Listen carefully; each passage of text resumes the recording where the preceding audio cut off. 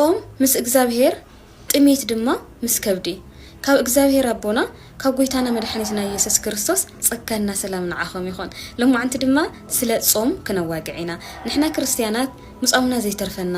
ካብ ንፈትዎም ምግብታት መርሓቕና ዘይተርፈና ብዙሕ ዋጋ መኽፋልና ዘይተርፈናሲ ናይ ብሓቂ እቲ ጾምና ፍሩትፉል ድዩ ዋጋ ንረኽበሉ ዶ ብግልናኸ ክንጸውም ከለና ንረኽቦ ነገር ኣሎ ዶ ዝብል ለማዓንቲ ክነዋግዒና እዚ ማለት ንሕና ደቂ እግዚአብሔርና ውሉድ አምላኽ ተባሂልና ልትጸዋዕና ኢና ናይ ንጉስ ካህናት ዝተባሃልና ኢና ሙሩጻት ዘርኢ ዝተባሃልና ኢናና ሙሩጽ ዘርኢ ክንስና ደቂ እግዚአብሔር ምዃንና እናተመስከረና ማሕተም ተገይሩና ናህሊ ብመንፈስ ቅዱስ ንዋዕሉ ብዙሕ ንጾም ብዙሕ ንጽልይ ኢና ግን ፍሩትፉል ድዩ ልብል ለማዓንቲ ኢና ክነዋግዕ ንሱ ብቻ ይኮነን እቲ እግዚአብሔር ዝደልዮ ሓቀኛ ጾም ከመይ ዝበለ እዩ ዝብል እውን ክነዋግዕ ኢና ቅድሚኡ ግን እዚ ናይ ጾም ኣርባዓ ናይ ጎይታና ኢየሱስ ክርስቶስ ዝጾሞ ማስታወሻ ብምግባር نحن ون نصوملنا نا እግዚአብሔር እንቀርበሉ ጉዳይ እንድዩ ስለዚህ አበ ማቴዎስ 4 ኢየሱስ ክርስቶስ 40 መዓልትን 40 ለይትን ምስጾመ ብድሕሪ እዚ ድማ ጠመየ ይብል ማለት እዩ ስለዚህ ታይ ማለት እዩ አው ጾም ይጾሎት ይኹን ከውን ከለና ናይ በሐቂ አነ ክጾውም እየ ምስ እግዚአብሔረይ ክራኸበሉ እየ ኢልካ ክትጾውም ከለኻ አይጠመይካይ ማለት እዩ ርኢኹም ሓቀኛ ጾም ክኸውን ከሎ አይጠመየናን ብዙሕ ሓሳባት ክንታ አይና ንገብር ገና ብንግሁ ነሃለ ጾሙ ስለልተባሃልና ብቻ ስለንጾም ጠሚና ነሃለ ናተቆረጽና ነሃለና ካኡ ድማ ኣብ ከቤት ስራሓት ውን ለዋዕልና ሓልፍ ሰባት ስለዘለና እናተሳቀና ከብድና ናጠሚና ነሃለ ብዙሕ ሓሳባት ንጾም ሰባት ኣለና እሱ ድማ ፍሩትፉል ይገብረና ሓቀኛ ጾም ክኸውን ከሎ ጥሜት ንኽስምዓና ይገብር ምክንያቱ ጾም ማለት መንፈስካና ነፍስኻ ልዕለ ቢልካ ስጋኻ ድማ እተዳኽመሉ እዩ ብድሕሪኡ መንፈስ ንስጋ ስለዝስዕሮ ከነ ጭራሹ አይጠሜካን እዩ ኣብ ዝኾነ ሰዓት እዛ ነገር ካሳ ምስ ወዳእኻያ ምስ ጾምካ ግን ለምግብኻ ኸይድካ ትበልዕ ማለት እዩ ስለዚህ ብዙሓት ሰባት ስቁል ይጠሜና እዩ ክጠሜና ከለለ ስለምግብ ኢና ንሐስብ እቲ ሓቀኛ ጾም ግን ክንጾም ከለና ግን ምስ እግዚአብሔር እንራኸበሉ ምስ እግዚአብሔር እንቀራረበሉ ምስ እግዚአብሔር ሓደ ኮይና በሓድነት እንዋግዕሉና እንቀራረበሉ እዩ አፍቱ ጾምሱ ብዙሓት ንሓቶም ሕቶታት ከምልሉና ፍሉጥ እዩ ብዙሕ ነገር ኣሎ አነ ብንእሽተይ እናሃለኹ ኣብ ቤተ ክርስቲያን ብጣዕሚ ክሳብ ኣደይ ክሳብ ኣቕሽቲ ዘቆልዓ እዚ ኣገለግበርያ ክሳብ ሉሉዋ ክሳብ ምሸት ይጾም ነይራ ለዛውም ሕግ ጥሒሰ ማቲ ክሳብ 9 ይሐቀ አነ አይጠሚንን ነይሩ ከነጨራሹ አፍቱ ቤተ ክርስቲያን ኮፍ ኢለ በይኔ እታ ዝደልያ ነገር ክሳብ ትፍጸም ይጾምና ይጽል ነይራ እግዚአብሔር ይመስገን ለተሳኺዕለ እንሆ ድማ ዛልደልያ ሄለን እንኳ ተፈጢራላና ስለዚህ ጾም ክኸውን ከሎ ምስ እግዚአብሔር አቦና ሕብረት ጌርና ብጎይታና በኢየሱስ ክርስቶስ ድማ ሓደ ኮይና ሕብረትና እንፍጽመሉና መንፈሳዊ ነገራት እንሰርሕሉ እዩ ማለት እዩ ስለዚህ ጾም ክበሃል ከሎ ካብ ምግብ ምርሓቅ ብቻ ይኮነን ካብ ኣፍካ ትርሕቅ ብእዝንኻ ብዓይንኻ በከንፈርካ ገለ ሓቀ ይበሃል ኣቦታት ከምሁሩና ከሎ ስለዚህ ክንጾም ከለና ብኩሉ ነገር ኢና ንጾም ካብ ሕማቅ ነገራት ኩሉ ኢና እንናገፍና ኣብ ኢሳይያስ 58 ሓቀኛ ጾም እንታይ ከም ዝመስል ብዝግባእ ተገሊጹ እዩ ብፍላይ ድማ እዞም ኣብ ኢሳይያስ ዝነበሩ ኣብዞ ኢሳይያስ ተጽሒፎም ዘለው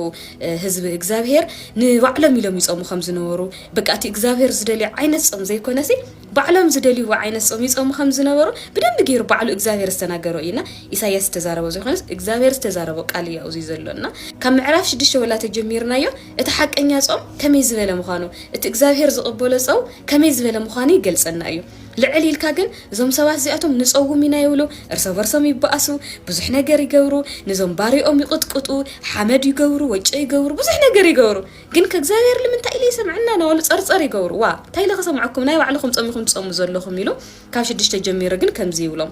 እምበኣር ኣነ ዝመረጽኩዎ ጾም እዚ ደይኮነን ናይ ግፍዕ ሰንሰለት ክትፈትሑ ንማእሰር ተርዑት ክትፈትሑ ንጭቁናት ሓራ ከተውጽኡ ንኹሉ ኣርዑት ክትሰብሩ ደይኮነን እንጀራኻ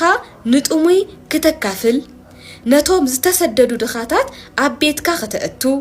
ዕሩቕ እንተሪኢኻ ክትከድን ካብ ዘመድ ስጋኻውን ከይትሕባእ ደይኮነን ሽዑ ብርሃንካ ከም ጮራ ወጋሕታ ክበርህ ርኢኹምዎ ሓቀኛ ጾም ክንጾም ከለና ብርሃንነን ዋዕሉ ከም ጮራ ወጋሕታ ይበርህ እዩ በቃ ንፍለጢና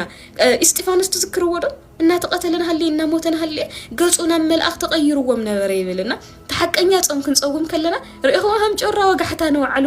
ነብርህ ዓይነት ሰባቲና ከምኡውን ፈውስኻውን ቀልጢፉ ክበቁል ጽድቅኻ ቀቅድሚኻ ክኸይድ አሜን ክብር እግዚአብሔር ድማ ብድሕሪኻ ኮይኑ ክሕልወካ እዩ حقኛ ጾም ሽዑ ክትጽውዕኻ እግዚአብሔር ከዓ ክምልሰልካ ይብል እዛ ቃል እዚኣ ባዕላ ኣብ ዮሐንስ ወንጌል ኢየሱስ ክርስቶስ ባዕል ተናጊርዎ ሓቂ ለምኑ ክትረኽቡ ኢኹም ድማ ኢሉ ነጊርና ኸይዱ ማለት እዩ ስለዚ ክትልምን ከለኻ ኣብ ጾም ጸሎት ኮይንካ ክትልምን ከለኻ እውን ሕድሕዳ ነገር ከም ትስምዓካ ማለት እዩ ካብኡ እውን እግዚአብሔር ከዓ ክምልሰልካ ይብል እሞ ክትእው ኢኻ ንሱ ድማ እንይሁ ክብለካ እዩ ነርዑት ባርነትን ንናይ ንዕቐት ምውጣጥን ኣጻብዕትን ንሕማቕ ዘረባን ካብ ማእኸልካ እንተርሕቕካ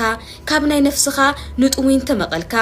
ንጭንቕቲ ነፍሲ እንተጽገብካ ሽዑ ብርሃንካ ኣብ ጸልማት ክበርህ አሜን ጸልማትካ እውን ከም ቀትሪ ክኸውን እዩ እግዚአብሔር ኩሉ ሻዕ ክመርሐካ ብሰናይ ነገራት ንነፍስኻ ክጽግብ ንዕጽምትኻ ድማ ከበርትዖ እዩ ንስኻ ከዓ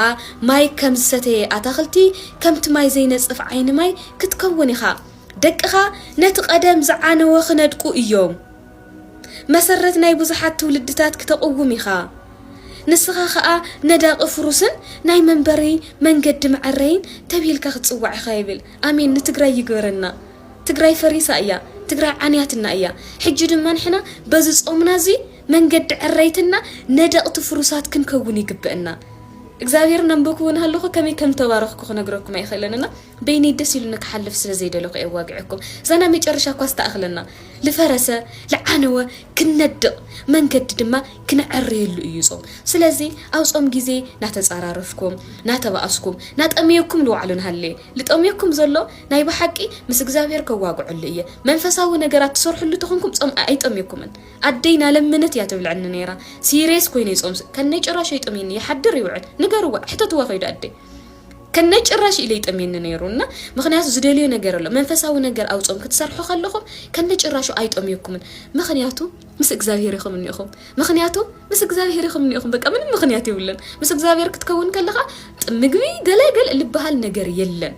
مسؤ كونيكت خذ كلها زسجا خازي واجا يولي لت يزبل هرس يزبل منفس كاجن نقح يخول بدحر إدخات ترد نسخات والعزن بركان جران سباتهم كدان زي ولهم تاريخات خدناهم كوتاس بزح صبق نجارات سرحلو شعيت جزيخة ختصوم كلها جز كازيت أم لو كتبل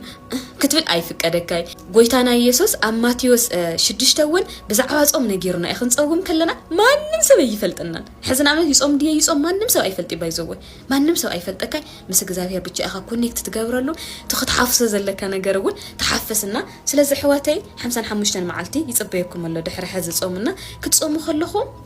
منفساوي نجار سرح